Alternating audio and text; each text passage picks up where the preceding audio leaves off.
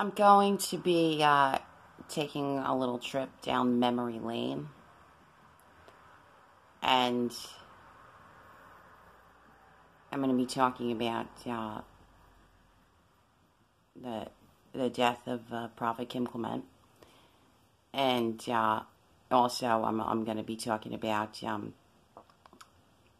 Ukraine towards the end of this tape. You may wonder how I could hop from this topic to that, but believe it's actually all interwoven together. That's why I'm putting both of these topics on the same tape, because they are related. And as I go down memory lane, I'm going to have to take my time and maybe some long drawn-out pauses for reflection as I just recall certain details, and try to do so to the highest degree of accuracy as possible. So, long drawn-out pauses. If I bore you, you can just click off. But it's just absolutely necessary for me to have reflection time for this tape.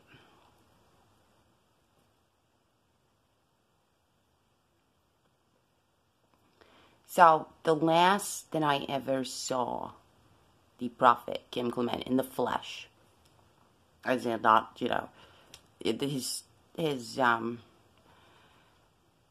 you can view him and recordings all over the web and whatnot, but in terms of seeing him in the flesh, as a living man, a live performance, the very last time I saw him was, mind you, I don't keep dates. I don't keep like a date log on events. So I'm just going by I'm going through a course of events, but I don't have the dates on these events.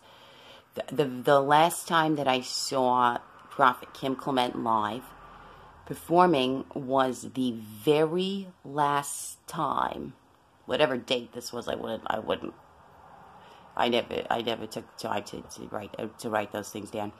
But it was the very last time that the Prophet performed at a place called Upper Room, which is a Long Island church. His very last performance there, meaning the last one before his death. His very last performance, I couldn't throw dates at you, because I'm not that kind of person. I don't do date logs. But in terms of course of events, it was the very last time Prophet Kim Clement performed at a place called Upper Room, which is a Long Island church. His very, and when I say his very, he's been there a number of times. When I say his very last time performing there, I mean his very last time before his death. Okay?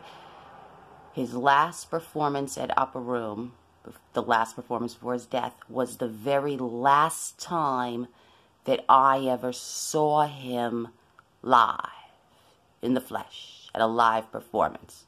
You know, I've been a pretty good student of watching his tapes and everything, but I'm talking about seeing him in the flesh, live performing. Okay, so that was the last time. And then after I saw him at Upper Room for his last show at Upper Room, I couldn't give you the time. I don't, when it comes to chronological time of events, dates are not my specialty. I couldn't tell you the exact amount of time, but it wasn't long. It wasn't soon after that Upper Room performance that the news is out that he went into a coma.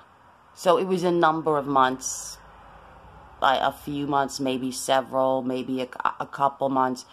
I couldn't tell you the number of months, but it was a very short period of time. It felt like boom, boom, this course of event and then the next. One moment I'm seeing him live at Upper Room, not knowing this would be the very last time that I ever watch him perform.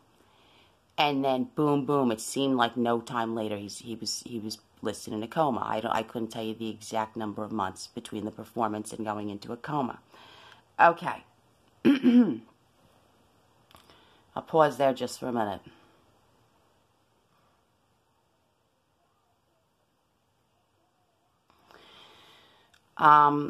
So a little bit before this upper room visit, and when I say this, because there were a number of times I had gone to that particular place to hear him speak.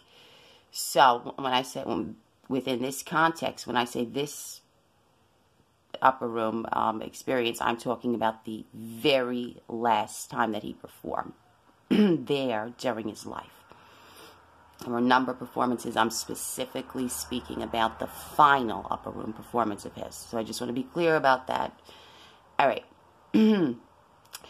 And for months and months before this upper room performance, I had been going through like a metaphysical journey. At this point, I had already gotten prophetic words from Kim Clement, so I already knew that there were powers working inside of me, and I was playing around or just seeing what I can do, testing out my skills.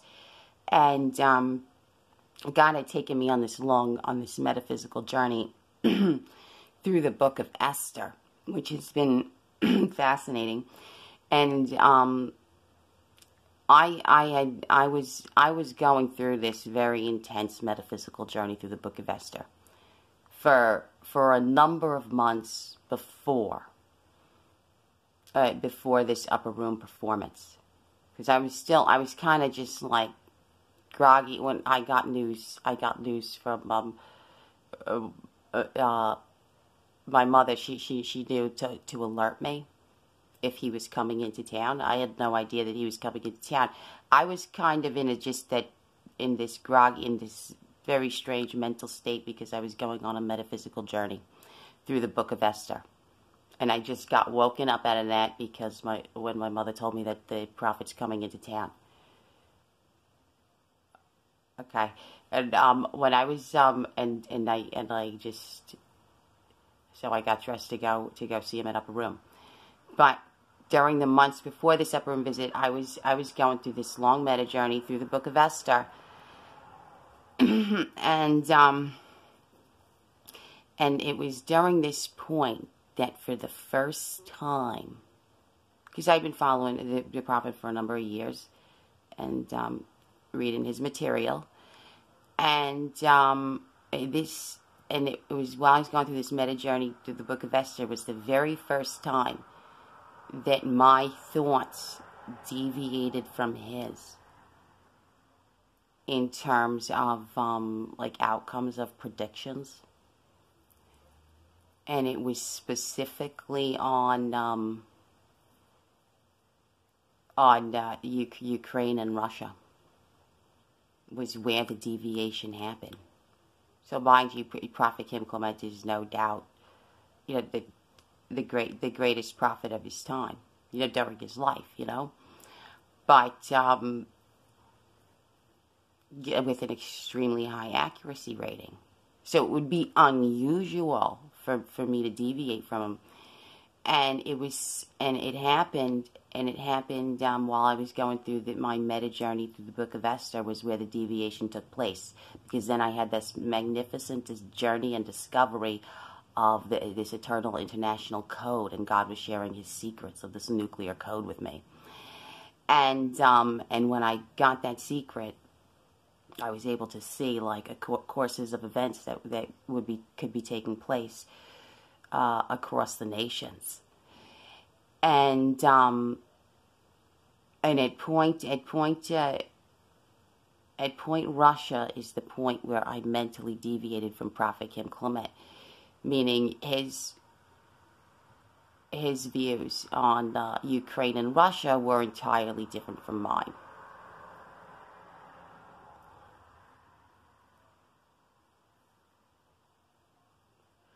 So this place, Upper Room, his very last performance there, the very last time I saw him, And then just whatever number of months later, I get the news that he's in a coma.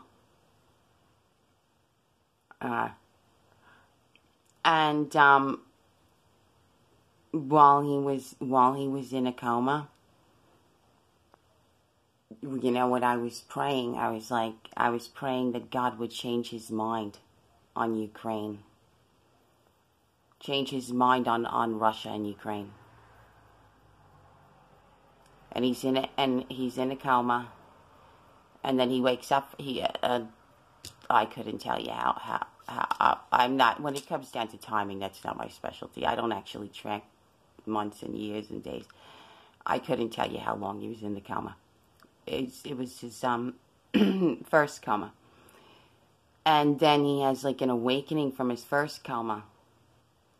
And I'm still praying the same prayer. I'm like, oh God, please change his mind on Russia and Ukraine.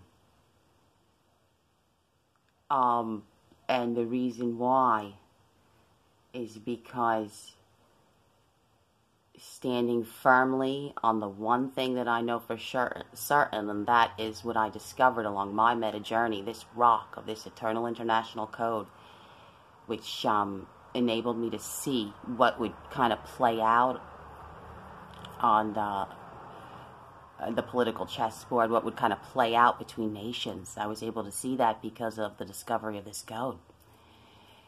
And mind you, it's the Russian patriarch Kirill. I call him the guardian over my one golden code. And the reason why I call him that is because he's the one who's credited with pinning the satanic force of feminism as the most dangerous force on the globe. And that was exactly the same discovery that I had on my meta journey going through the book of Esther while I happened upon this code. So, you know, on the rock of my code,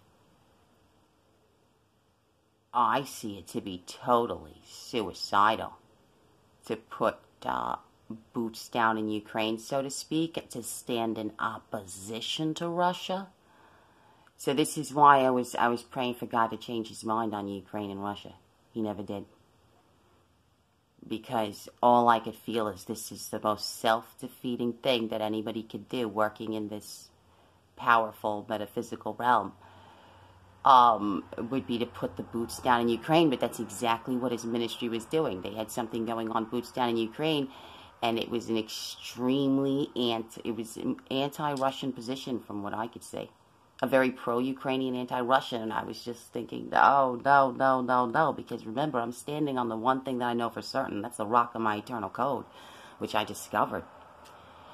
And on the rock of my code, because Ukraine is infected with the spirit of Vashti, so to speak, and because Russian Parliament is the guardian over my eternal international blood-sealed UN code, Queen Esther is lit now, which snuffs out the spirit of Vashti.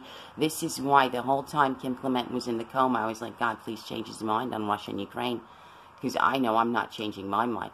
I know that I'm standing on the one thing I know for certain, and that's the rock of my eternal code that I discovered through my meta journey through the book of Esther. And on the rock of my code, it would be self-defeating to put boots down in Ukraine in opposition to Russia.